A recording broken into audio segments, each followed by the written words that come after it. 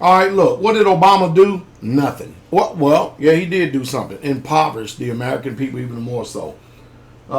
You can't sit up there, double the national debt, and steal from our children, you know, their wealth, their prosperity by putting them in the hock and putting them into debt, and then call yourself and call your presidency a success. Excuse me, it's been an utter failure, just a literal utter failure and a literal nightmare. Obama has actually created more debt than the first 43 other presidents before him. Go figure that out. Can you imagine that? And are we better? Now, I will tell you this. I've been watching what Donald Trump has been doing. Somewhat close. He's made a deal with Carrier. They actually are going to create a bunch of jobs. They're not going overseas. He's also been talking with the private sector. You know what I mean? IBM. They're talking about creating 50,000 jobs, something like that. In other words, the American economy, or America itself, it runs by the private sector.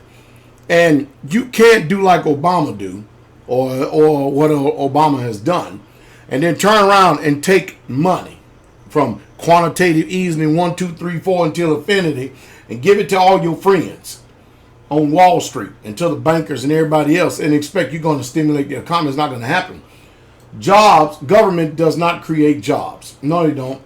As a matter of fact, what they need to do is trim a lot of these jobs.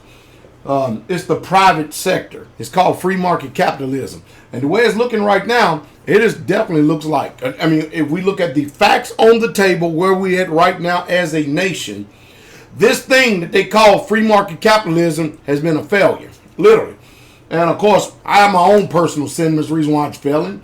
And I think it's because we've been tricked off sound money standard, i.e. gold and silver. I can't see how in the world we continue to keep what you call prospering. We're not prospering anytime you take sound money out of the equation. So what did Obama do the whole time in his office? Nothing. Take us from bad to worse and impoverish us.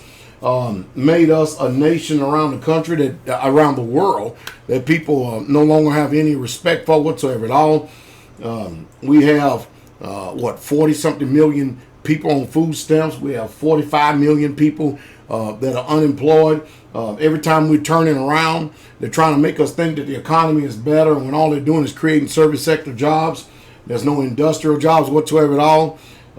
It's a sad situation. We have went flat out from bad to worse. And before things improve, things are going to get a whole lot more worse. That's all there is to it. You got people just simply just giving up. And you can't continue to keep fudging the numbers and cooking the books and expect prosperity to just all of a sudden drop out of the sky. I mean, even when he got in the office, we in all this debt and throws like a $9 million party or something. Oh, gee, man. I mean, one day we're going to be able to see that Pastor Dow, what I've been telling you all this time, is right. You need to forget about this thing in your mind called America.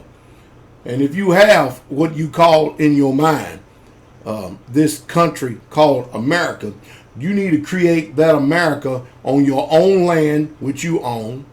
You need to invest in your own land, which you own.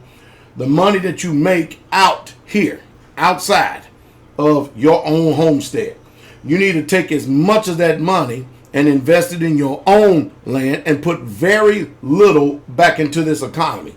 That's what you need to do.